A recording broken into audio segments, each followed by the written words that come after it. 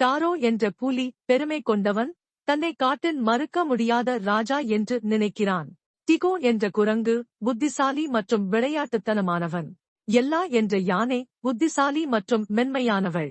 ஜாரா என்ற வரிக்குதிரை பதட்டமான ஆனால் கருணை உள்ளம் கொண்டவன். டாரோ என்ற புலி நீண்டு ஒரு பெரிய உருமல் எழுப்புகிறது. காட்டை ஆள இன்னொரு நாள் என்று அவர் பெருமை பேசுகிறான். அவன் மரங்களின் வழியாக நடந்து செல்லும்போது விலங்குகள் வணங்குகின்றன, ஆனால் டிகோ வணங்கவில்லை, சிரித்துக் கொண்டே ஆடுகிறது. டாரோ டிக்கோவை தடுக்கிறான்.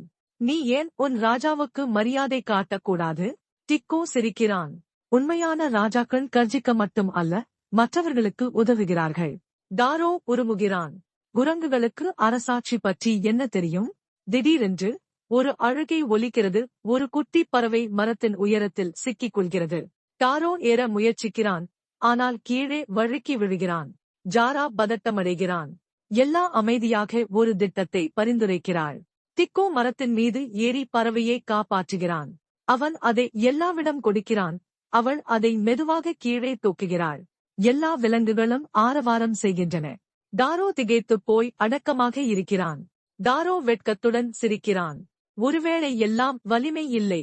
டிகோ ஒரு இலை கிரீடத்தை உருவாக்கி டாரோவின் தலையில் வைக்குகிறான். இப்போது நீ கற்றுக்கொள்கிறாய் டாரோ. காட்டு வாழ்க்கை இயல்பு நிலைக்கு திரும்பும்போது அவர்கள் அனைவரும் சிரிக்கிறார்கள். கதை கருத்து: உண்மையான தலைவராக இருப்பது என்பது மற்றவர்களுக்கு உதவுவதாகும், வெறும் மரியாதை செலுத்துவதாகாது.